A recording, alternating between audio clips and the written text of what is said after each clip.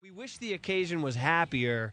It is the passing of KNBR, really a legendary voice, Bay Area Radio Hall of Famer, Carter B. Smith, who anybody of a certain age remembers Carter B. in the 70s and 80s, and of course working at the same time at KNBR, was the man who had our slot, Paulie, Frank Dill, who's always welcome on the Murph and Max show. Frank, I think we say aloha to you, don't we, this morning? How are you? Hey, yeah, guys, how you doing over there? We're doing good. Wish it was a happier occasion, Frank. Yeah. I know. It's a sad thing. I've been in touch with Carter's family for the last few weeks, and we kind of knew this was coming on.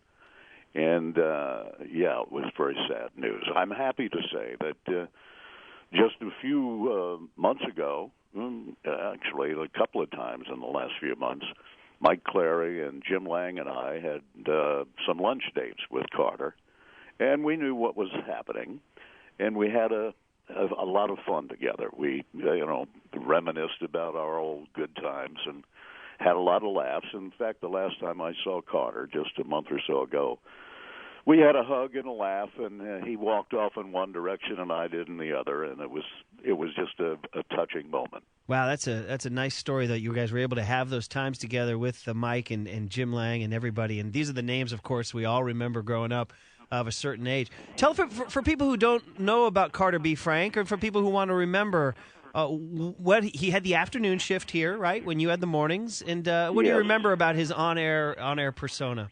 Well, he was a very intellectual guy, actually, and he billed himself as a prince trapped in the body of a disc jockey. That's it, yeah. And it was typical of his humor.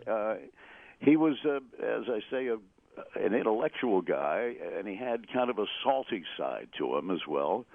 He gave us a lot of reason to laugh. He talked about interesting things. And through the era of disc jockeys who did a little bit more than just shout out the call letters and give the time and the temperature, he gave a lot of interesting and humorous information between songs or during the more talky era of disc jockeys. He was a special kind of guy, and he had a great respect for the business of radio. And he admired the pioneers of the business. I mean, going back to the invention of the thing. He collected radio memorabilia. In fact, the last time we had lunch together, I think Jim Lang had given Carter still another ancient microphone to add to his collection. Wow. But he was a special guy and a lot of fun.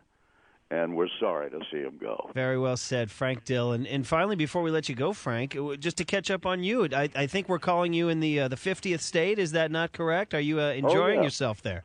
Exactly. The weather's not too bad over here this time of year. We hear. And we get out on the golf course as frequently as we can, and so far, so good. With my advancing age, I'm still able to get around and, talk and read and golf, and things are pretty good. Fairways and greens, Frank, all the way? Fairways and greens, yeah, but there's a lot of shots in between. Those are the ones we don't talk about. We just talk about the fairways and we greens. try to forget those. Frank, it's great to hear your voice. It really is. So hope you continue to enjoy yourself over there, and when you're back on the mainland, we hope we bump into you again. And thanks for the remembrances of a great name and voice, Carter B. Smith. KABL. And so that's it. The final comments on the final day here at KABL. As I said at the beginning, this is not goodbye because I don't say goodbyes. And maybe we shall meet up again somewhere down the road. I certainly hope so. I'm Carter B. Have a wonderful life.